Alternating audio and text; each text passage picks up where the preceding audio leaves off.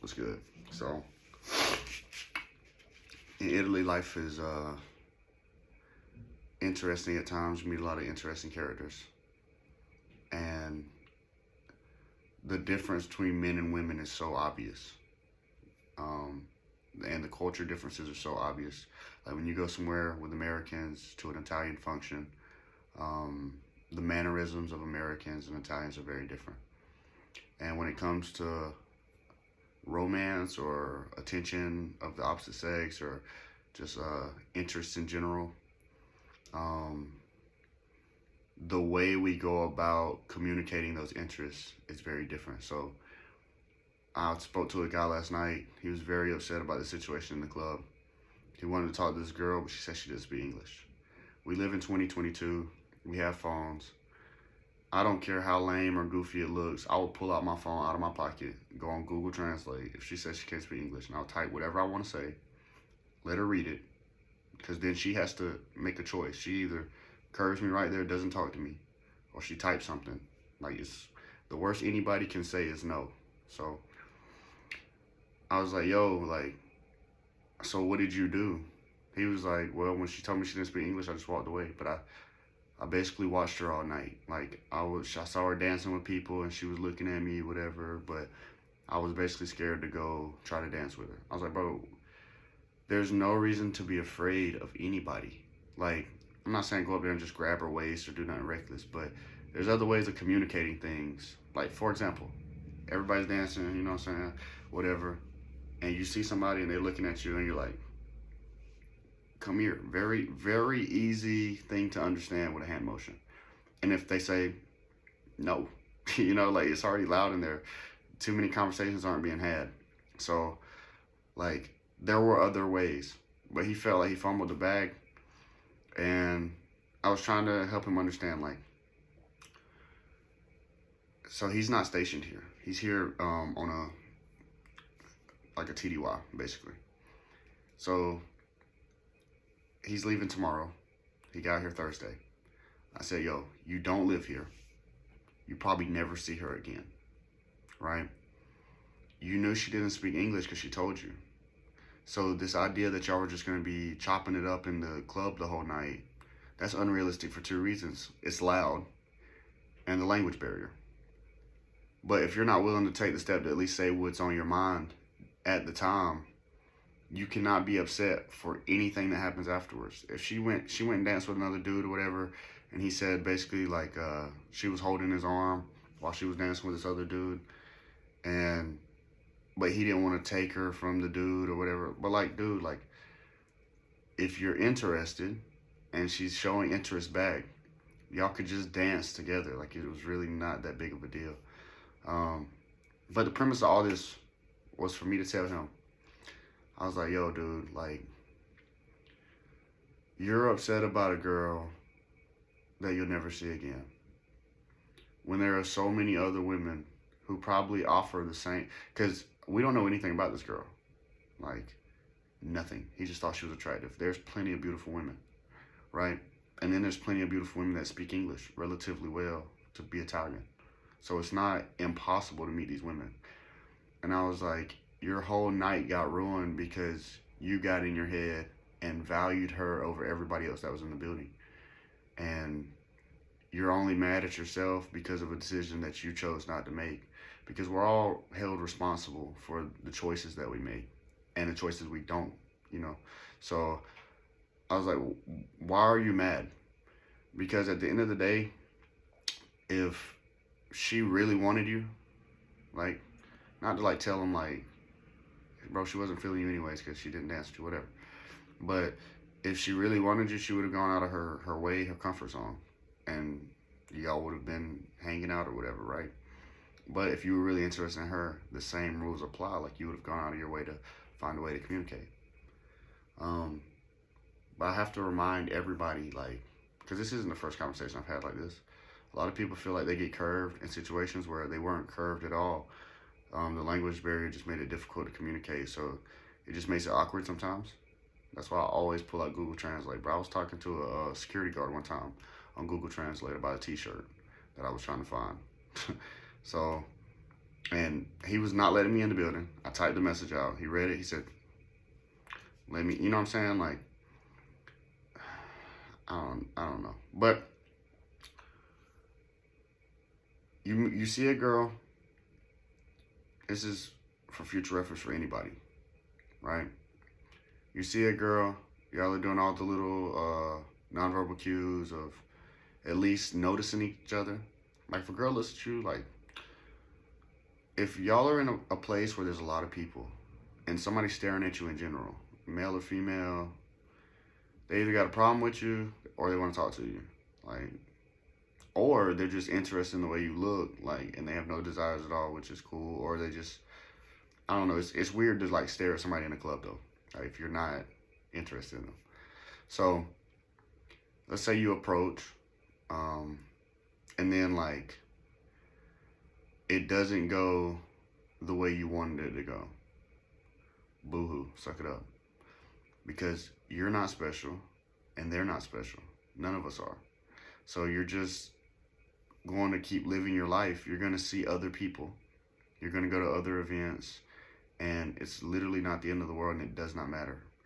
And if somebody was genuinely interested in you,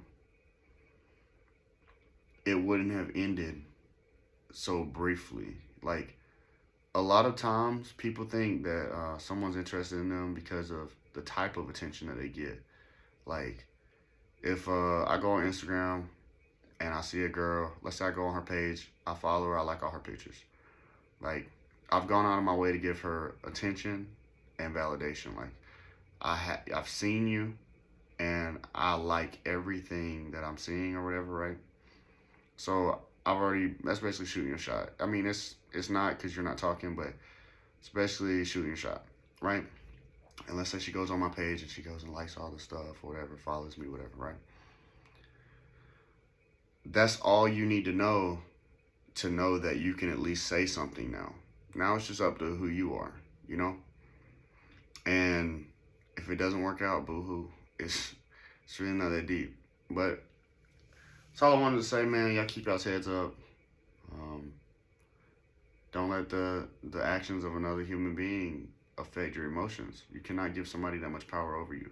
You are the most valuable person on your team, and any stranger or random anything, coworker or whatever, like, nobody should have enough control over the way you feel about yourself or a day or whatever. I saw a post before that said, like, if you had $84,000 in your bank account, and somebody robbed you of like $30, would you be tripping? Like, would that change the amount of money that you had in a grand scheme? It was like, no. And then there was like, so there's 84,000. It's a little bit more, whatever. But there's 84,000 seconds in a day. So why would you allow 30 seconds to basically ruin the entire duration of the day? And I should have said that last night. I didn't think about it. But because that's the most, like, prominent example of not only time management, but self-control. Because if you actually value every moment of the present, people always talk about live in the moment. But, like, if you actually value what you're saying when you say that, then you know that every moment that you're currently living is time that's going to be behind you. And once it's behind you, you can choose to remember it or not. And you can choose how you view that memory. I think it's very naive to go into new situations with the idea of what ifs in regards to past situations. Like, perfect example is relationships. Like, I think you should learn characteristics that you do not desire in a relationship and learn characteristics that you do like. However, if you meet someone and they don't have all of the characteristics that you like, and then, like, they do some similar things that you dislike, you have to remember, like, this is a separate human being than who you are. Nobody's ever going to be perfect for anybody. There's no such thing as perfection in general. So you sitting here telling somebody how they should behave is already unfair. So end it. You know, we all control our time. If you don't want to deal with it, don't deal with it. But if you choose to engage with this person, or you choose to commit to this person, and they're doing things you dislike and like, and you're willing to tolerate it, you know, now you don't have control over changing who this person is. But then you can't say, I have to use examples always. Let's say I had a ex-girlfriend, right?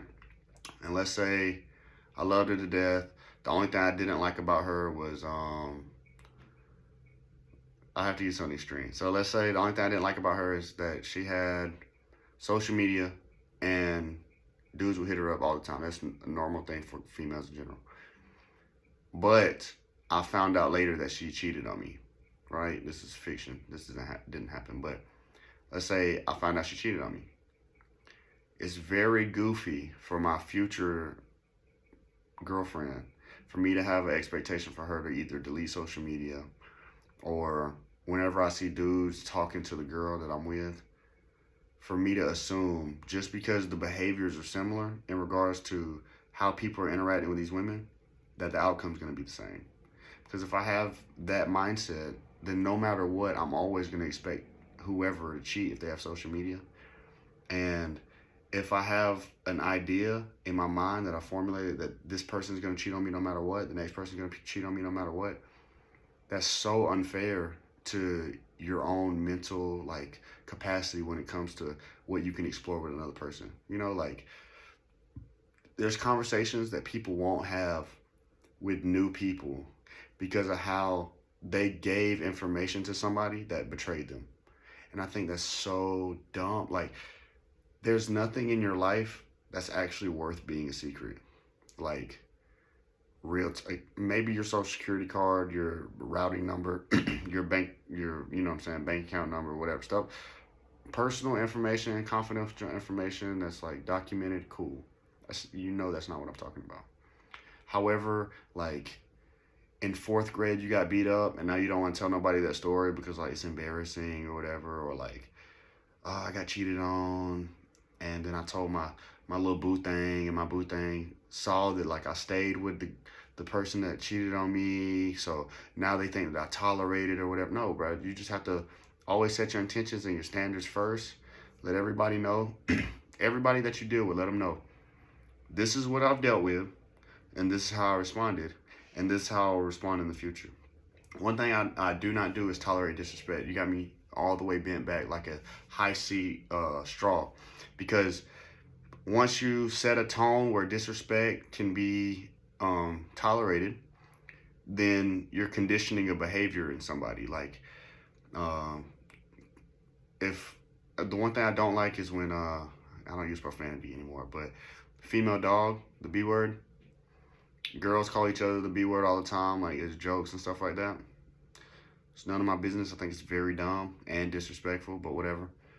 And let's say a girl is arguing with her man and she calls him a female dog, right? And let's say he just completely disregards what she says, and they just keep arguing, and they make up, right? And then they argue again a couple months down the road, and like she's blah blah blah, female dog, female dog, female dog. This is why you're a female dog, whatever, right? She's comfortable saying these things because she knows in the past nothing's happened, because she's gonna always downplay it to words are words, but I don't think like words should have power over like your feelings, right? But I think that there's behaviors that compound with other things. Like if a dude's huffing and puffing on his girl when he's arguing with her, and let's say one day he pushes her and she doesn't do anything about it, tell anybody about it, you know what I'm saying? Talk about that situation, like, because a lot of people, they think that is like conducive to any argument when if they get touched during an argument to be like, don't touch me. Like, that's not the time to be trying to set your little ground rules when y'all are already both, upset.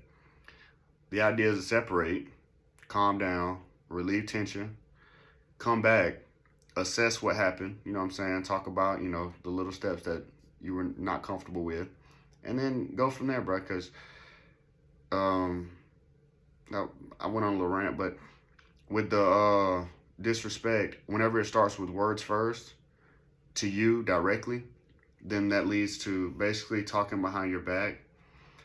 And if somebody is already disrespecting you, I mean, it goes without saying they don't respect you anyways. Somebody doesn't actually respect you, and then they go behind your back and they're talking about you. They're willing to express things and concerns with somebody else that isn't you.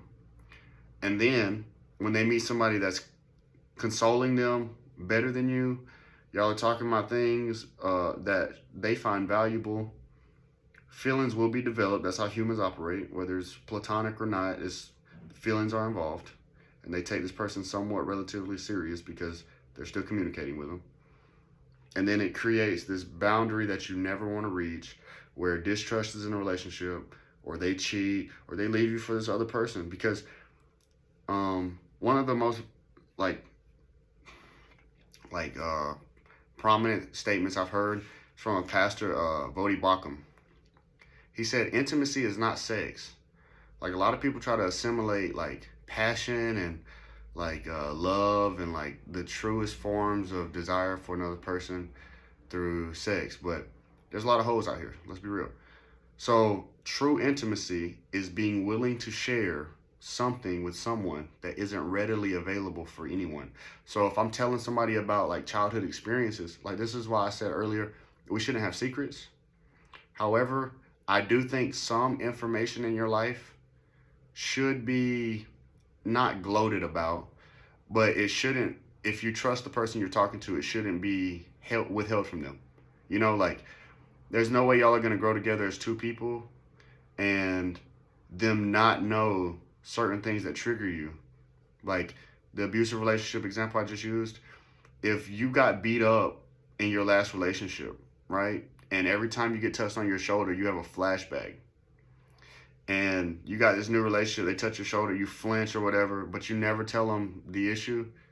You're just like, please don't do that, whatever, right? When they're joking, laughing or whatever, you know what I'm saying? They want to just tap you just to talk to you. Like, you're still going through psychological warfare with this past abuse. However, they don't know. So it's very important that we share information. However, it can be a very sensitive topic, something like that, right? But this is a partner that you've chosen, whether it's your friend, a lover, whatever, right? So you should be willing to express not only the events, but I think it is very valuable to share how you felt during the moments. Like, if I'm arguing in a relationship and I go tell my homeboys, yo, she got me messed up, man. Like, she called me a female dog, bro. I hate that junk, bro. And she knows I hate it, right? And then I'm like, and then this happened. Now they know all the factual details. If I didn't lie about anything, they know the facts of the case. However, me just being angry already, they know I'm mad. But if I'm like thinking about why I'm upset, most anger comes from like deep-rooted sadness of something you didn't expect to happen. If I'm mad at my girlfriend calling me out of my name or whatever, it might just be what I'm actually upset about is the fact that I had a higher standard of how we should speak to one another, especially when we're upset. And if she crossed that boundary and I don't express, like, this is what I mean by expressing. There's so many ways to have this conversation. She calls me a B-word. I'm like, bro, don't call me that. I hate that, right?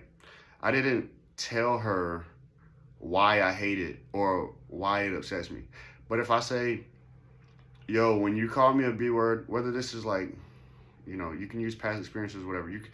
Let's say when I was a kid, I used to get verbally assaulted by my mother, and it just upsets me, and I really don't want to be invested in a partner that is willing to, you know, use words that are profane in order to just emphasize their own anger.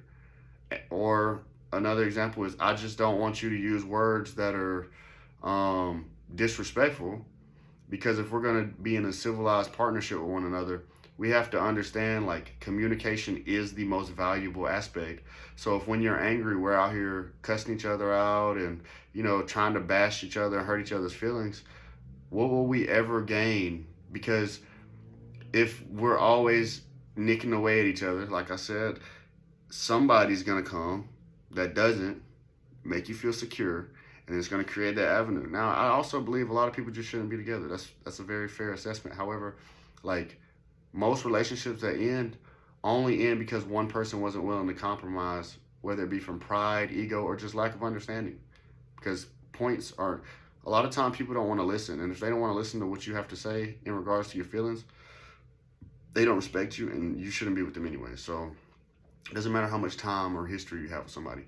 Like nobody, I already said it, nobody's special. So no matter what history y'all got, what y'all done been through, who all you know in their family, like if it gets to a point to where you're seeing trends that are not conducive to the relationship, and they're not bettering you as a human being, or it's not making you feel like not just wanted, but like if you feel like the foundation of what you're trying to build is shaky, once you get done building it, you still have deep rooted issues, and it may be too late to address those issues when it comes to like if a behavior is already established. You know, like if somebody becomes comfortable doing something, it's hard to break habits. So I think when it comes to being in a relationship, being friends with somebody, respect in general, being angry, the girl at the club, if you don't set your intentions from the beginning and you don't communicate them effectively, you can't account for how somebody else can respond. So you shouldn't allow your emotions to be manipulated by somebody else's actions and decisions. However, if you've already given what you had to say, you've given your piece, accept the fact that you've done what you were supposed to do, because you're accountable for you.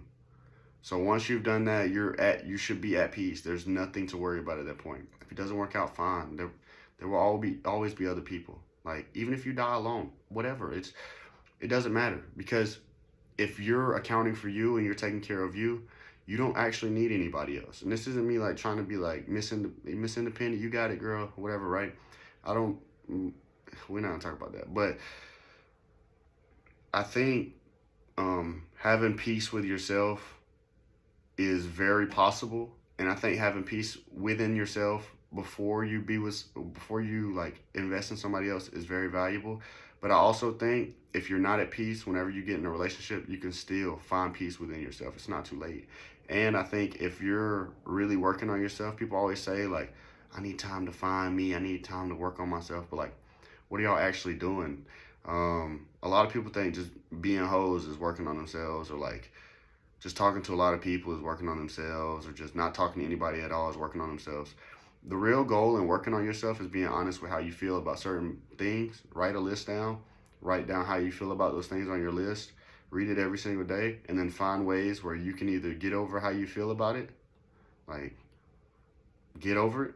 I know that sounds like I'm making it seem so direct and easy. I didn't put a time limit on it, but you get over how you feel about actions that you can't control. If you can't control it, don't let it bother you. And if you can control it, don't let it bother you. So at the end of the day, mind over matter. Worry about you.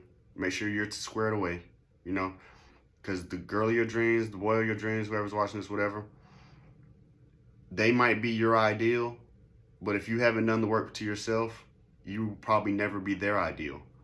So that's my little rant. This is a longer video than I thought it was going to be. I was trying to go like 7 minutes max, and boy. But anyways, y'all have a good one, man.